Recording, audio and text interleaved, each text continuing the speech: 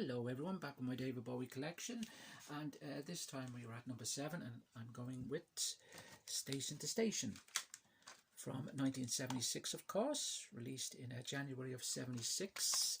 Here we go. That album was recorded, I believe, in, I think it was Los Angeles. It would be Los Angeles, of course, yes. Yeah, this album is kind of it's kind of a combination of his young Americans feel, that kind of funky soul with kind of a new wave kind of techno-y sound that Kraftwerk were kind of with at that specific time. So it kind of has a kind of a very unique sound, this album, but it's an absolute masterpiece. Now the album only has 6 songs on it. Station to Station, opening up with the brilliant Station to Station, of course, relating to the character, the Thin White Duke, about the chap stuck in America, wants to get back to Europe. So very much drugs related, this album. He doesn't actually remember recording this album whatsoever, but the sound on this album is absolutely just outstanding, and the guitar work absolutely is mind-blowing. It blows you away. Earl Slick really is so inspiring on this album. It's actually quite frightening. I think his guitar work on this album is absolutely brilliant. It's absolutely quite frightening to believe that Bowie was so drugged and spaced out of it that he could create such a masterpiece. But Station to Station, from the train running at the beginning of the track and the Earl's guitar coming in, it's just unreal. And then it just takes on a totally different kind of, as Bowie's tracks usually do, go into another totally different direction altogether.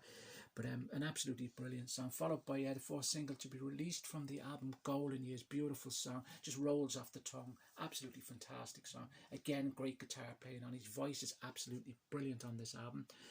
Word on a Wing, beautiful song. As I said, it's hard to believe that he didn't know what he was writing at the specific time. Other band members say that he used to come into the studio so coked up, he was just totally out of it, but knew exactly what he wanted. He was always telling them that to play the guitar this way or play the piano this way, or he wanted it to sound this way. As he did with Word on a Wing, he knew exactly the way he wanted this song to sound, which is absolutely mind-blowing when he said later on that he didn't remember any of the album. But Word on a Wing, of course, about it's just totally out of it. Someone trying to find well, it's relating obviously with religion and so forth. So but it's beautifully written and it's an absolutely fantastic song. TVC 15, which is a very strong song on the album, very much a favourite, but it's probably my least favourite song on the album. Now I do like it. I do like TVC 15. It's very funky and it has a brilliant sound, and he's performed it live many times.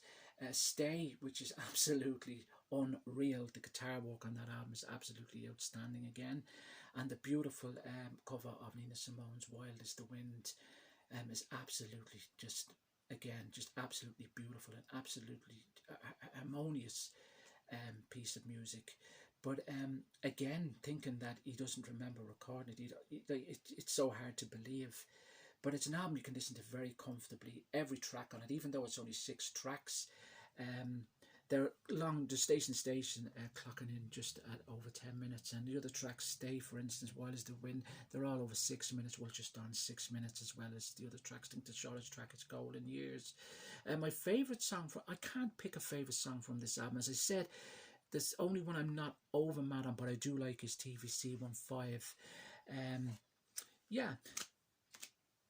That's it there. That's a still there from The Man Who Fell to Earth, the movie, of course. David Bowie at the time, I think, thought that he was going to do the music for the Man Who Fell to Earth, but it didn't work out that way, unfortunately. That's the cover, the coloured cover, I should say. That's the 24-bit re-released. They brought out in the late 90s. This was released, of course, in the Who Can I Be Now box set, and it had the Harry Maslin remix, and also it had the black and white cover and a version with Harry Maslin mixed with the coloured cover as well. That's the cassette, the original 76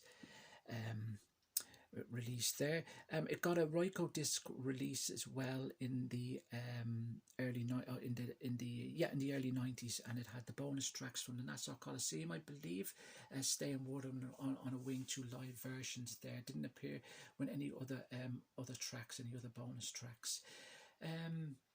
Yeah, so Station to Station, as I said, it's just an absolutely fantastic album. Kind of he brought that kind of sound in again. He was moving towards the kind of, with Low and Heroes and Lodger, that kind of Berlin sound, that kind of Eno influence sound. It's not very much on this particular piece, but you can see what kind of direction he's moving in with the next albums he brings out. But it's an album I'm very fond of, and the 6 songs actually that are on this album, he's actually performed the whole album during the series Moonlight Tour. Every track was performed live during the series Moonlight Tour, and all through his career he always performed songs from station to station. So yeah, very much a classic album. So Station to Station, the brilliant Station to Station, is my number 7 choice. That's just a little box set there that was released there in the early 2000s there, which has the Nassau Coliseum live gig on it as well. That was released on vinyl as well, which I have put away. It's still sealed. So it has been re-released in different kind of formats and box sets so far throughout the years. Yeah, so Station to Station, number 7. Thanks for watching. I'll be back with 6.